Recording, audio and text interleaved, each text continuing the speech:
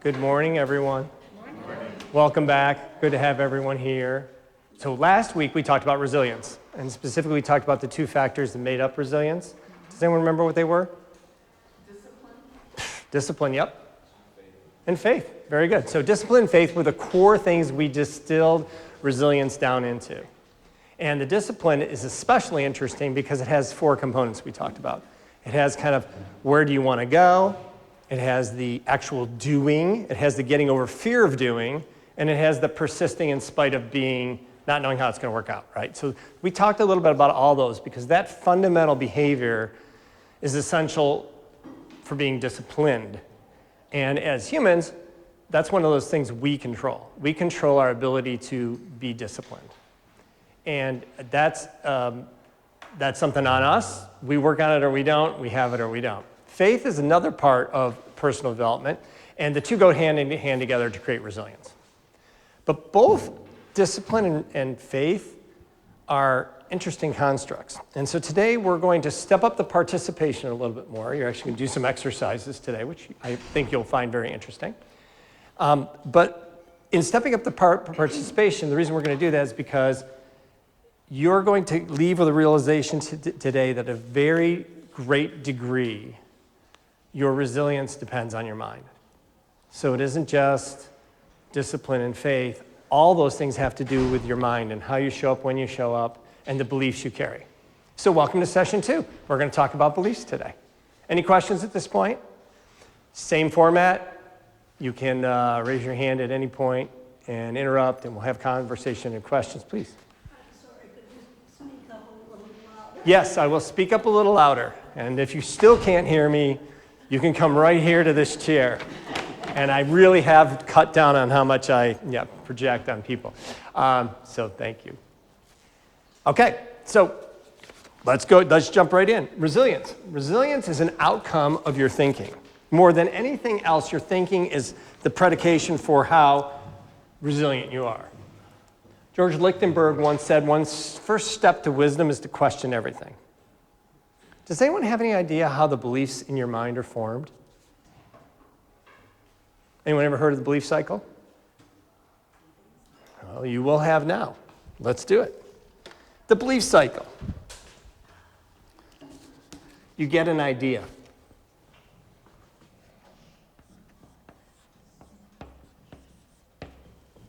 And then you go look for evidence if the idea is true.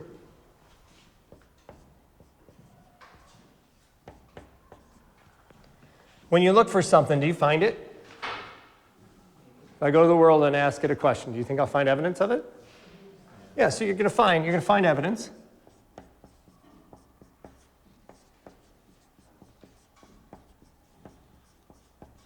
Yep. That's going to validate your idea, right? Because you found evidence for the idea, it's going to validate it.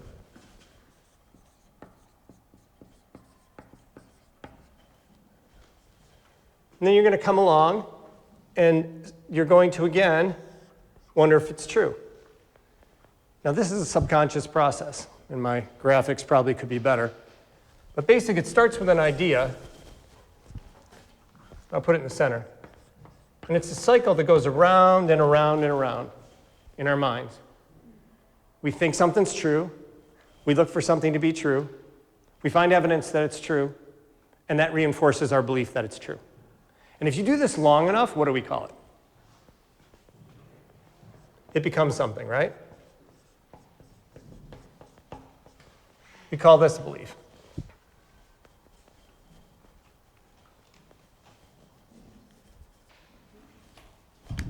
So there's some really important things to understand about how our beliefs all formed. Let's go back through it again. Beliefs create the foundation of thought. Every thought you hold and have come from an underlying belief. And the belief cycle is you get an idea. Where do the ideas come from? It's going to become very interesting later. How many of these ideas do you think just popped up in your own head? Not too many. So you get ideas, mostly from external places. You look for evidence of truth. That's in quotes, why? Because I'm using the term very subjectively. Excellent, thank you.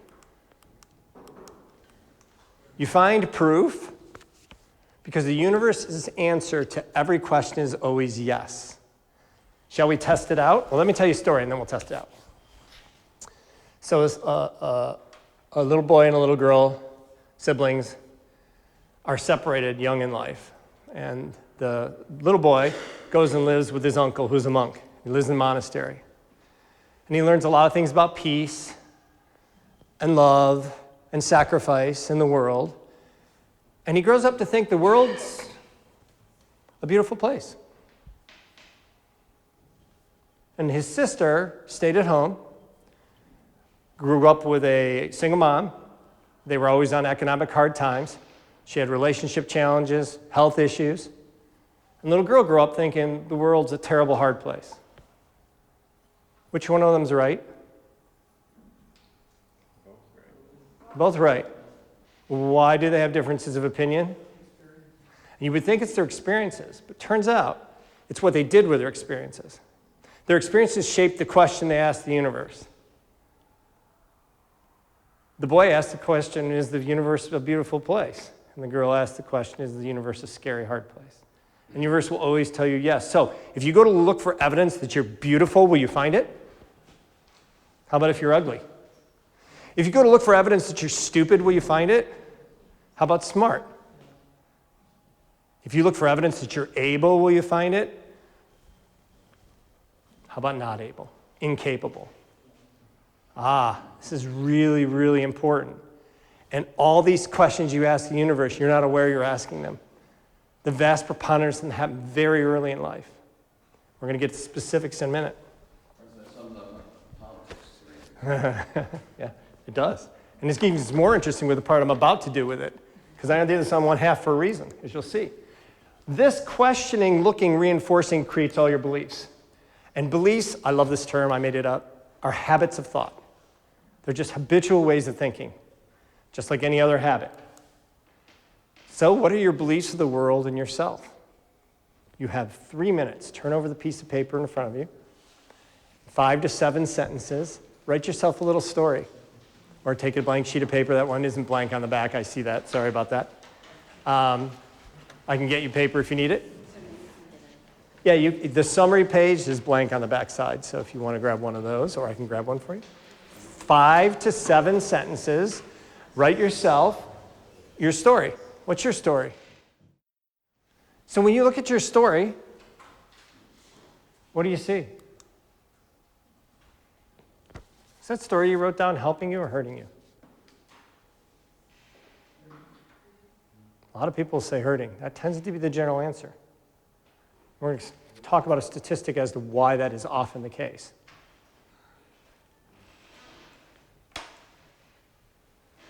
The challenge I have for you today, today's seminar, is beliefs.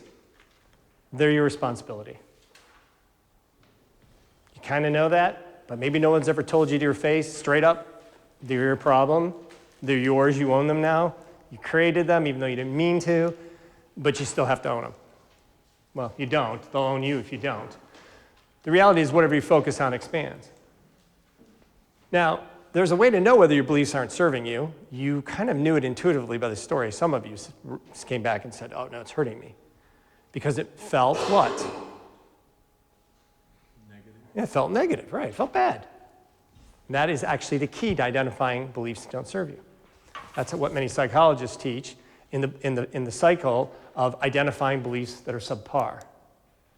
If a problem pattern repeats in your life, you can almost guarantee a belief causes it. Because this is how it works.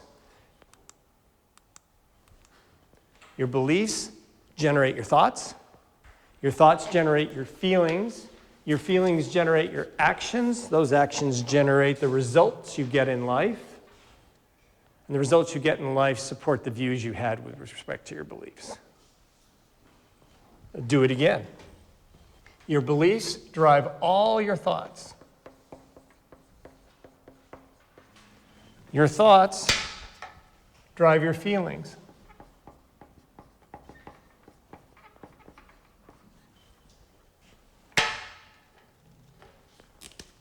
Your feelings drive what actions you take. The actions, of course, direct what results you get. And the results you get support the belief you held.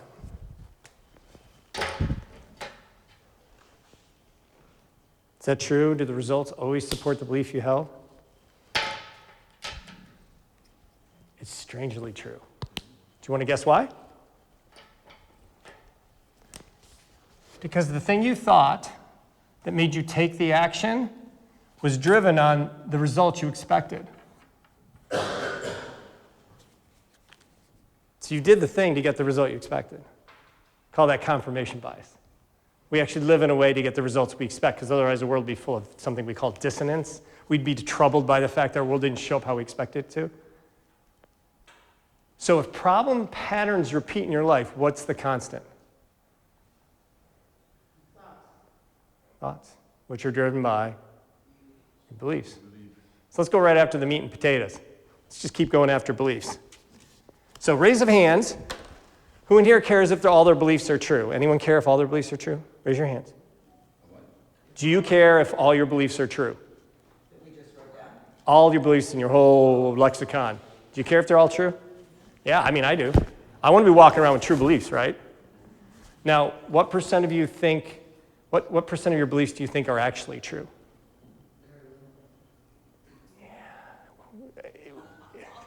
You think they're all true? Amen, sister. Come back to me at the end and see if you feel the same way. The realistic probability that all your beliefs are true is pretty low. How many are true? You're going to get to decide that in a minute. But I'm going to give you one more opportunity. Again, part of the iterative part of this, the interactive part. All right, separate from the essay you just wrote, I want you to think of a problem in your life. Any problem, just a problem in your life. Think of a problem in your life. Does everyone have one? If you did not exist, would it still be a problem? Would be? Okay, then those are usually worldly problems. How many of you, the problem you have in your head would not be a problem if you didn't exist? Raise your hands. What's the question again? You did 2 naps there. Yeah, it's all right. Think of a problem in your life. If you never existed and you didn't exist now, would that problem you're thinking of still be a problem? No. Okay, the vast majority of people say no. The people who say yes are thinking about worldly problems, like there's too much famine in the world. That would still be a problem. But the vast majority of people do not think that way. And so what I'm here to tell you, for the 80, 90% of people who normally feel that, oh, the problem goes away, then what does that mean about your involvement with the problem? If the problem goes away if you weren't here, what does that mean? You're part of the problem. We're all part of the problem, almost always. And even if the one you thought about right now isn't part of the problem, I can guarantee you, go through a given day and think of all your problems, and you're going to be part of the vast majority of them. You are part of the problem. So we've got to take these powerful habits of understanding and use them as a tool. Because your personality creates your personal reality.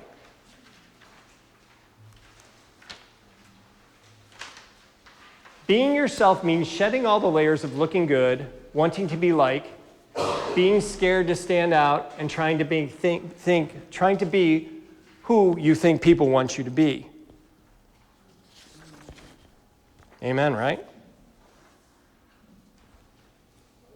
What? We should think of who God wants us to be.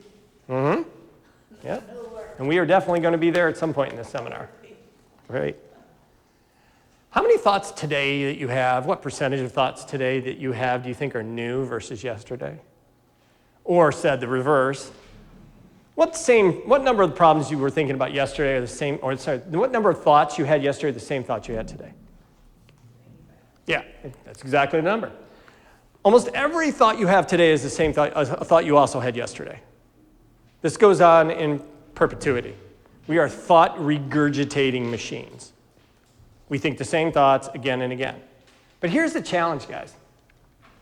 If beliefs create the thoughts that drive the actions we take that give us the same results, and we're thinking the same thing again and again and again, what should we expect our lives to be? Same. Yeah.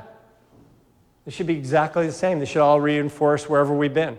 In other words, the likelihood of us going somewhere new and different is very low.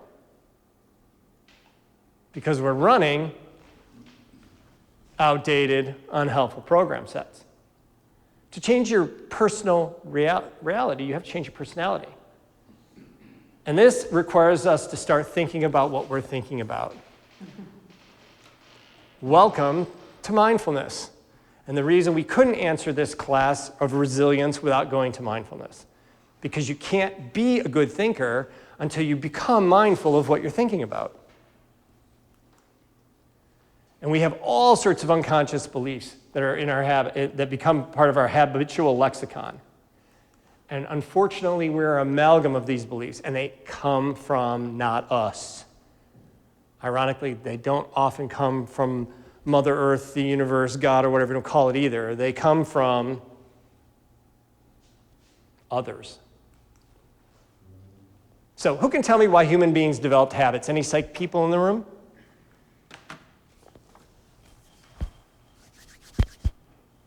Evolutionary psychologists believe that humans developed habits as a way of offloading their prodigious use of energy in their brains. We kind of created this subloop where we did things enough, we didn't have to use cognitive thinking resources. It would just happen automatically. And then we could use cognitive resources for staying alive, for building fire, for whatever we need, problem solving. That's the theory. And it kind of makes sense. Now, who here has driven to work and not remembered driving to work? Everyone who drives. How does that happen? What's going on? We're creatures of habit. We're creatures of habit, right. It's a huge evolutionary adaptation. As it was, our brains were sucking up enough glucose, and so we created this subloop. We evolved, whatever, God gave it to us. And that has changed the world around us. But as Eckhart Tolle points out, this is where things get really weird. Because not only did I tell you your beliefs were kind of sticking into place, but there's a habitual use of beliefs that are going to really amp up the issue. It's not so much that we use our minds wrongly. We don't use it at all. It uses us. And I'm going to actually show you in a few slides that this is more true than you might think.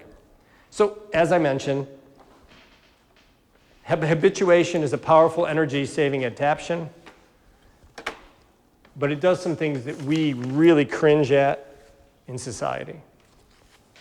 This is why we get upset when we see people doing things without thinking about them, when we see people reinforcing prejudiced and ugly ideas, when we see people judging and categorizing without taking a moment to reflect.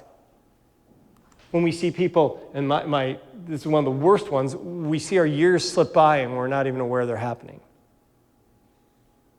All these are happening because of this little cognitive shortcut that our brains have looped into. And we're all guilty of it.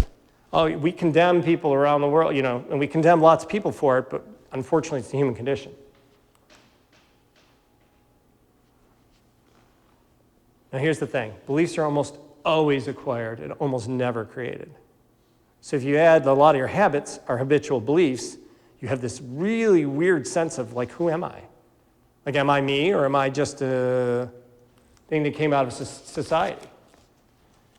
So I'll ask you guys some questions, and you can share some here, have a little discussion. Do you believe in lack, or do you believe in abundance? Do you believe you have to work hard to succeed, or that good things will just come to you if you're passive? Do you trust the world and others? Do you like to take risks, or is risk-taking not worth the risk? How do you socialize? What's good? What's bad? What's your response to adversity? Do you fight? Do you run away? Do you shut down? What do you want? What do you desire? What do you think's acceptable? What do you think's normal? What do you think's right? What do you think's wrong?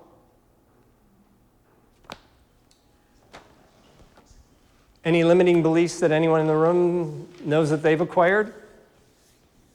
This is a no judgment zone. Anybody?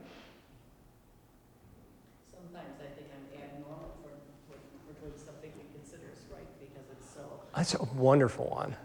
That's really good. What she said was, sometimes I think I'm abnormal. Basically because the world told her what normal was. Newsflash, there is no normal. We made it up. It's a fake construct. It actually doesn't exist. Don't ever ask a psychologist to explain what normal is. He'll just tell you exactly what I just said. Well, that's because it was never normal in the first place. So how could it morph? So she makes my point. And it's a good point, actually. Yeah? Yeah, so it's a good point. Anyone else have any other ones they want to share? We're going to come back to this question in a minute. I'm going to make it a little easier because I'm going to talk about generations. Well, I believe in hard work gets you where you want to go. Right, hard work gets you where you want to go. And when people don't honor that belief, how does it make you feel? That they're wrong. They're losing. Yeah, they're wrong. Missing out. They're missing out. Yeah, absolutely. Yeah. Absolutely. These programs run our lives. We are wired in the first 7 years of life. Alan Watts, and this is where Alan comes in. This has nothing to do with the Bible. Some people believe that what their parents, their tutors, and their kindred believe, they take all the principles by inheritance, they defend them as if they were their estates because they are born heirs into them. Base programs come not just from our parents, but they come from our familial lineage. I'll explain why in a minute. They're passed down through generations.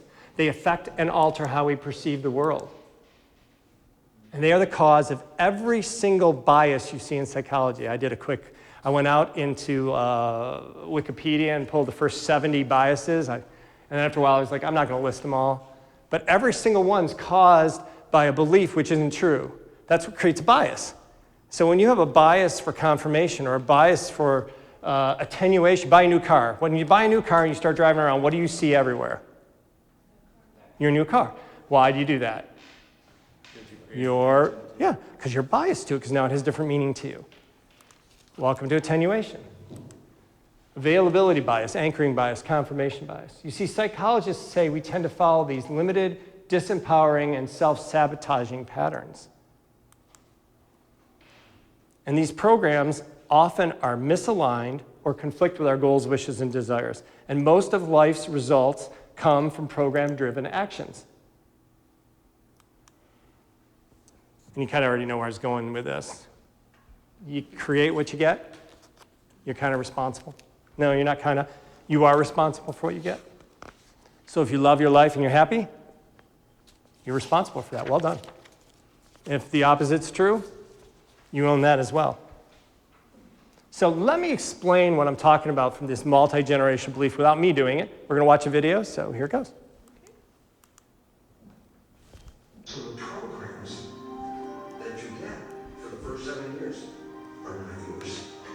They came from other people, and they pass that on to you. But the problem is, it's not just the previous generation, the generation before, the generation before, the generation. So we pass down through the family. Here's the problem. Big time. Science has found that 95% of our life we're thinking. When the conscious mind is thinking, it's not paying attention.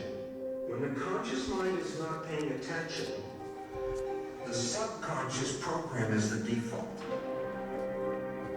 If you understand that, then it says only 5% of the time you're running your life with your creative mind, the wishes and the desires and what you want. 5%. 95% of your life is coming from the program. Yeah, but the program is not your wishes and desires. It's other people's behavior. 95% of the day you are playing programs that psychologists tell us are limiting, disempowering, self-sabotaging. All of us, every one of us, every day, plays programs that we don't see, and they're not ours. All we see is the result. And we go, oh my goodness, this is not what I wanted. Yeah, but this is what you created. Does anyone have good stories about patterns or things or behaviors their grandparents did or had that they now repeat in their lives? Because I have 3 right off the bat. Go ahead. I got a stupid one. Yeah. I always thought tattoos were hideous, and I still don't want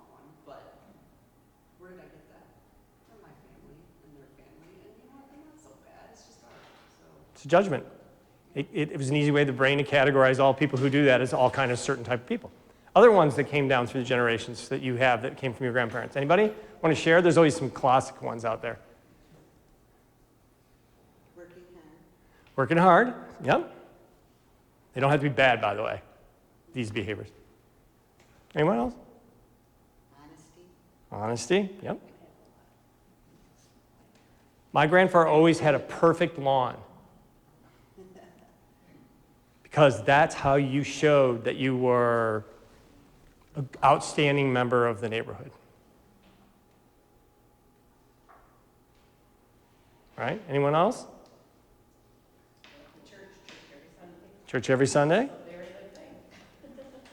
My grandfather used to believe that you had to fix everything yourself because it showed that you were self-able. You didn't go to other people for help. You figured it out. Society kind of changed that way of thinking. It's hard to change it if you believe it's true. I still try to fix everything myself. These are the ones I have in my life that I got from my grandfather. Another one that he has, and my wife will cringe, World War II. The Great Generation. They flattened every can and returned every piece of tin, burned every piece of cardboard for heat. There was no such thing as garbage. The refuse went out into the compost pile. Everything was recycled. And I'm a bit of an organized hoarder. Because you just never know when you need exactly that part. I know you've all seen that video. Just in case. Wait, I know right where it is. 17 years later. And we're making light of this because all our really dark beliefs also came through. And I'm making a point.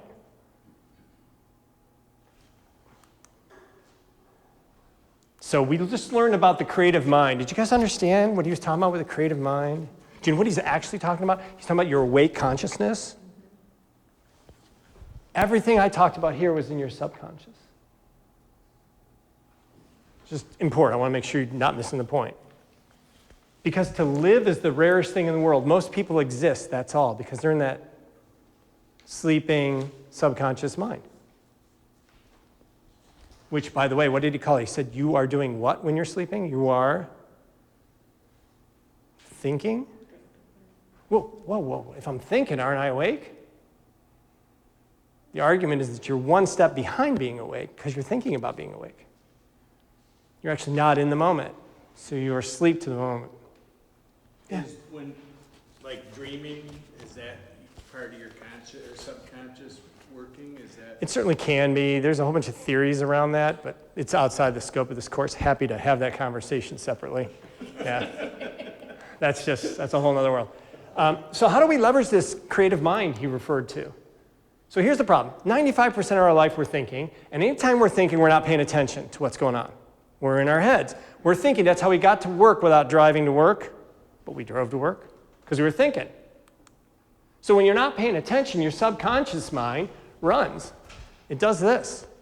You've done most of this already. Before age 7, almost all this happened. But you're still running this half. And you're running your life on autopilot, and this half's running it. Unfortunately, 95% of this, actually, that's actually the wrong statistic. I've looked it up several times. Almost 100% of this came from other people. Very little of this is what you chose to believe. So you wonder why your life doesn't turn out as you desire. Maybe it's a little harsh, but maybe you wonder why you're not happy, or you don't have enough peace in your life. You're not joyful. The same thing. So what do we do about it? There's two things you could do in any sort of engineering equation. You can decrease the amount of time you're in your subconscious, or you can increase the amount of time you're in your creative mind, right? Those are your two choices. Before we get to how to do that, let's jump ahead and talk a little bit about the subconscious. The whole point of this seminar today, and like all the seminars, is to give you an opportunity to regain control.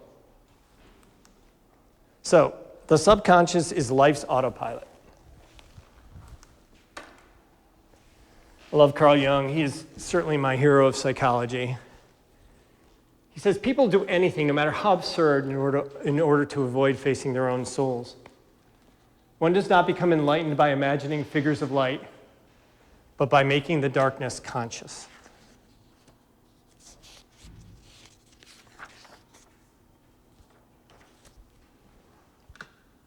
Anyone disagree? What do you mean by that?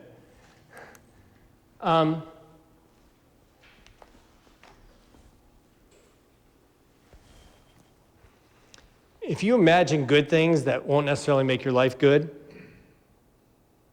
but if you're willing to look at the things in you that are broken, ugly, not great, that's where your growth will occur. You called it shadow, but you can call it 100 other things. You could call it human nature, original sin. You could call it a lot of other things. But if you're not willing to look at it, you're just willing to be fanciful about things, it's not going to make a difference. You're not going to grow. Is that like being envious of somebody else's success? Well, sure, any envy, any sort of unbalanced desire would fall into that. Sure, any sin. Yep. So subconscious controls the preponderance of life. It's not a filter. I don't know how many of you've ever learned about subconscious. It's not a filter. It doesn't filter. It takes whatever you tell it as fact. It has the power to create and shift reality. This is where people miss out on the power of the subconscious. If you leave it alone, it's going to do exactly what you asked it to do. So I have a really good story. It's one of my favorites. So I started goal writing when I was 25. And I wrote, actually maybe a little bit younger, and I wrote my very first set of life goals. And on that list was to write a book. I've completely forgotten about it decades later. When I was finishing up my doctorate in 2013, I had some time. So anyone who's done any doctoral work, you submit your dissertation, then you wait for committee to review it, then you get their feedback, then you make changes, and then this process repeats. It can take a year, it can take even longer. I know, I see cringing in the background. But you get these 4 to 6 to 8 week periods where you can't work on your work because you don't know what you're supposed to be working on. So I had access to all the psych databases, which was fantastic. And I used them to write aspects of success. There's 2 more copies still left over there. You're welcome to have one if you'd like. And I would write in the downtime, then dissertation, then write, and literally graduated, and that was published at the same time. So it was kind of nice. I had the access. I was in the right frame of mind. That book has been, it's been presented and given out to over 5,000 college and high school kids and almost 1,000 CEOs with my work in the last 17 years. So it's gotten a lot of traction. It's the book that if you want to be self-actualized, that you'd want to read. Why am I telling you this? I had forgotten that I wanted to write the book. And a few years after I published the book, I found that old set of goals from when I was in my 20s. And it said, publish a book. And you know what my subconscious did with that permission? It waited 25 years for the very right moment, and it prodded me, and it pushed me, and it said, now would be a good time to write a book. Why don't you write a book? This would be an exciting thing. And it just basically behind the scenes created the drive to publish that from a desire I had decades early, because the subconscious never sleeps. It doesn't judge right or wrong. It just does what you tell it to do. You told it you're going to write a book. It waited and waited and waited, and the second it saw an opportunity, it nudged you forward to do that thing. That is exactly the quintessential way the subconscious works. The question I have for you is, what's in your subconscious? And this is what Carl Jung's talking about, is that's the place he wants us to play. And mindfulness is a wonderful way to become aware of what's in our subconscious, as we're going to get to much more next week. So to program the subconscious, anyone know any tricks for reprogramming the subconscious?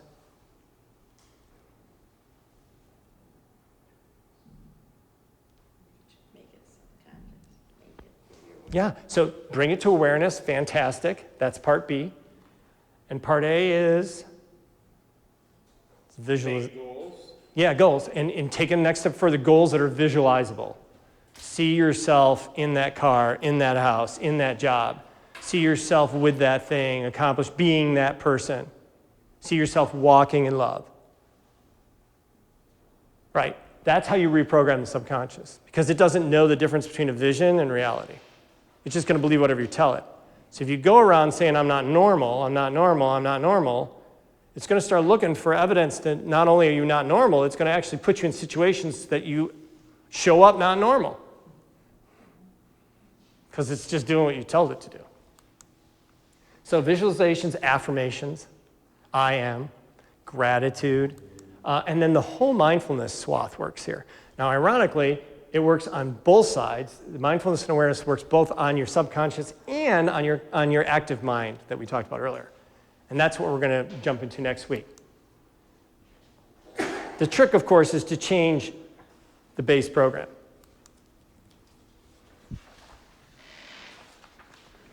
Almost everyone is asleep.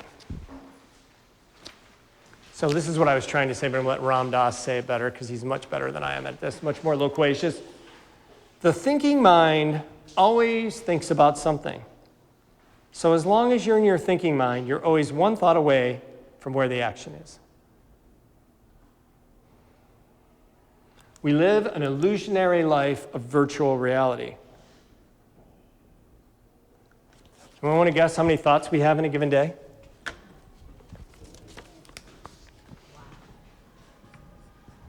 Numbers?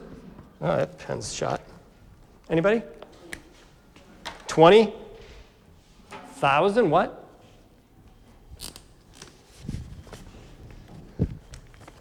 We're going to start again. 100,000. That's a little high, but man, I wouldn't want to be you, Brian, because, that's all right. There's no wrong answers. It's less than 100,000. Would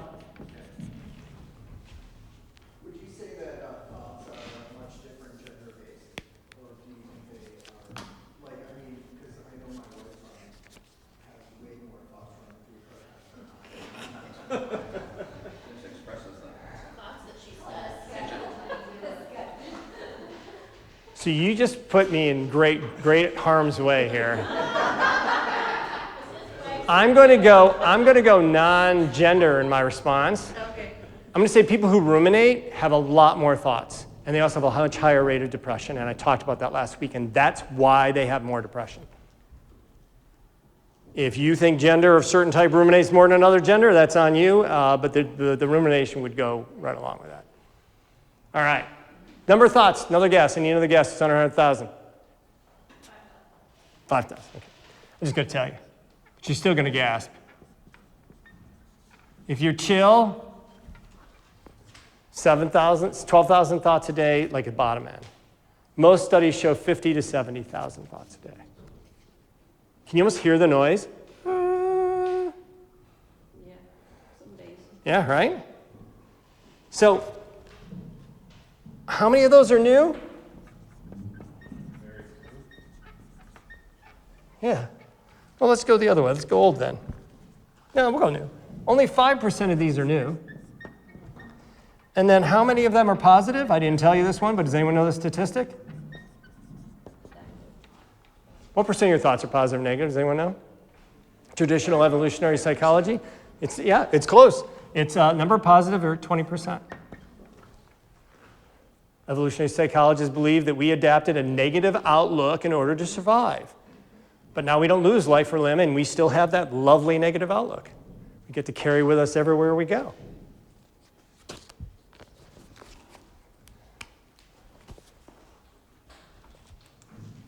We're lost in a swirling, yeah, please. I feel like since social media, and even people who aren't on social media necessarily, we used to have to work really hard to know other people's thoughts and beliefs. We had to read books, read articles, go to talks, have actual conversations with actual human beings. Yeah. And we don't do that anymore, yet I feel like we are inundated with other people's thoughts. And I know it affects us, but is it changing our beliefs? Like, we're inundated. I can go on social media and tell you what 30 people think about something. How is that, or don't we know yet, how is that affecting us? I have a surmised answer. Can I come back to you in like 12 clicks? Because I'm going to bump into it. I'm going to bump into it. I think there's a relationship there you can't get away from. I do know that there's strong correlations between social media and mental illness. So that's well confirmed. And we're going to come into that a little bit. So if I'm reading, right, maybe something grossing book, or listening to you right now, intently listening, my mind's not elsewhere, or listening to Nate, right, at church, or engaging in a conversation with Brian, or actively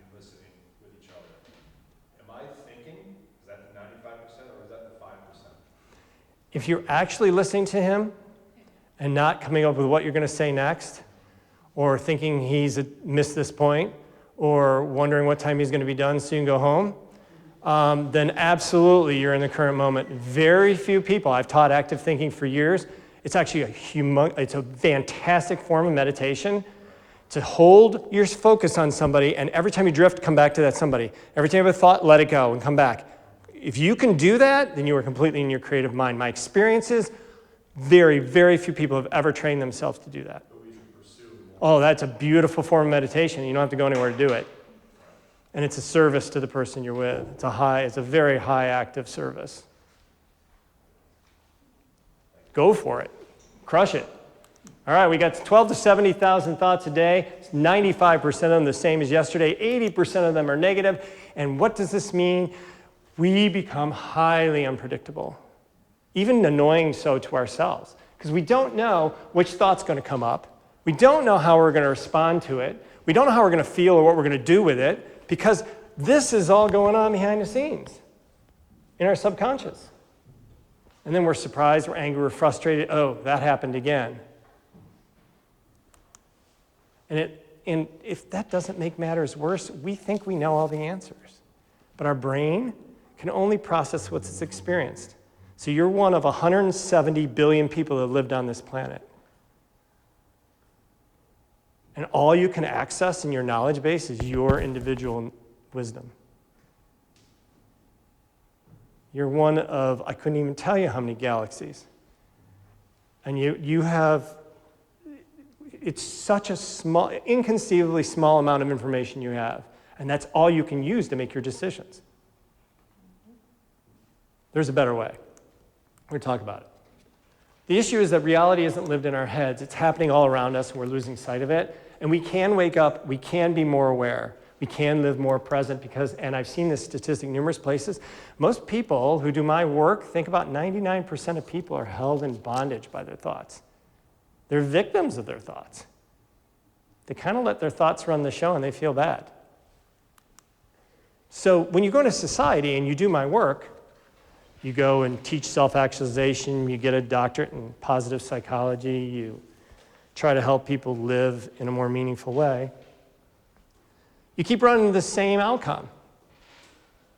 How do we solve the problem of all these thoughts? Well, we all know that we just think better thoughts, right? Einstein warns us right up front. You cannot solve a problem on the level of consciousness that created it. You can't put a monkey in charge of the monkeys and expect everything to work out. Our efforts are misapplied.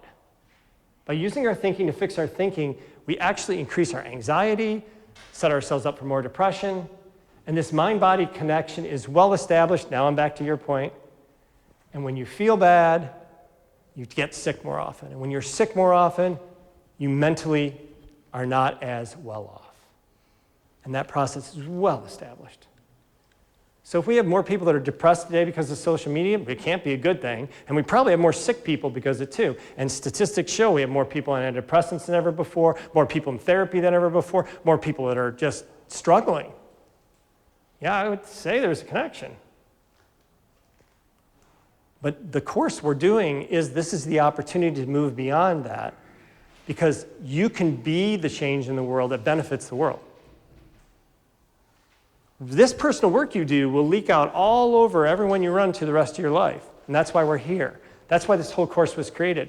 Because to really serve, as the Bible says to serve, and to love other people, we have to walk in love. And to do that, we can only give away what we have. And if we're in this same melody, this noise, this hysteria, we can't give away what we need to give away to other people. So we're going there. Next week, we're going to be all over it. But the current approaches we use to thinking, if you're in therapy, please go to therapy. I've been a half dozen therapists over 20 years. I've done my time. Cognitive behavior therapy is excellent. It teaches you how to reframe, how to replace a bad thought with a better thought, but it's still putting your thinking in charge of your thinking. You want to go and get a doctorate in positive psychology? Please do. Learn how to focus on more meaningful aspects of life and be more appreciative and grateful. It will serve you. but you'll be using your thinking to derive your thinking. And I can tell you, having run both those roads all the way to the end, my version, please walk your own journey, that there was still something missing. That I still did not have the joy and peace that I should have for having done all the personal work, for having become self-actualized, for having read the books and done the practices. But I know the answer. I took 3 years off to find it, and you're getting to see it. We're going to continue next week with this, but here's the problem. We're tail chasing. There's so much noise. The din, the yeah, right, exactly upstairs. Yeah, thank you, kids. And Maslow says this is the thing, the only problem you have, society tells you think better, think better, think better. Only thing we know how to do is think. It's all we've taught our children since the youngest age. We don't teach them how to be, we teach them how to think. And so as we grow up, every time we have a problem, we try to think our way out of it. Well, I must tell you, we've come to the end of our ability to think our way out of this problem. We over-focus on thoughts. We think it's the solution. They are unhelpful and inaccurate because they're so incredibly limited. We've closed out everything we don't know as being wrong or unacceptable because we have an opinion about something else. And this is where all sin comes from. Sin as we use it in the biblical sense, and sin as we use it in the social sense. Thinking yields greed, desire, expectation. It gives you a sense of separation, a sense of loss, a sense of isolation, a sense of emptiness. Mind-only approaches do this, and we miss out on what's really going on. Isn't it interesting, after thousands of years, and so many great teachers, and wonderful insight prophets, and our Savior, we still don't have things figured out? I mean, many of us personally still who was going to get up here and teach the rest of this course because you know the answer? It's tough. It requires an immense amount of work, and yet it's spoken about all through the Bible. And this will get much more generative in that sense as we move forward. After thousands of years, we don't have things figured out. Our intellect has let us down. I'll say it again, our intellect has let us down. We must find another level of intelligence. We need to shift from thinking to knowing. We need to shut off autopilot. We need to become the observer and reclaim our birthright as being in charge of ourselves.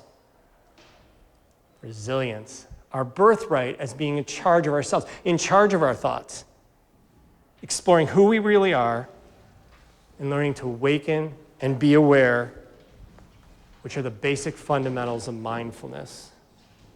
Next week, we sit in the chair as the observer, and we start the process of becoming in charge of what's going on in our heads. Questions, comments? You made a statement that our ancestry used negative thoughts to survive? Yeah, so it's theory. All theories can't be proven by definition. When humans evolved, they believed that humans that were always worried about getting eaten by a saber-toothed tiger or running out of water or had a negative predisposition were more likely to survive. Okay. And therefore, if you test humans today, about 80% of the time will tend towards the negative. And they believe that's what allowed us to survive. If you believe in evolution, it's theory, and that kind of makes sense, right? But the problem is now we're not losing life and limb, and yet we're still in this negative place most of the time. How do we become these mature, evolved humans and still allow that program to run? Well, you can actually circumvent that program, but it's what we're going to talk about next. Yeah. Any other questions? Yeah. I was just going to add, problems become flipped because it used to be in order to see positive emotion, right? You'd have to work hard and do something to accomplish or to get that result. Right. Yep. Accomplishment. Now it's too easy to basically just short circuit the pathway to the positive emotions. Having no negative emotion overflow to the positive, that's a whole other. Yeah, and that is actually in aspects of success, you want to bump into that. That's the difference between having hedonic goals, the quick hits that we get, serotonin from drugs, alcohol, events, excitement, those sorts of things, and having eudaimonic goals, values, personal achievements, way of living, mores that you're going to support. That's the perpetual good hits that you get. That one's a quest. That one's a life commitment. The former ones are what society leans into: more money, another car. Not sustainable, and that's why we always need more of them. Yeah. Appreciate it, everyone. Thank you for coming.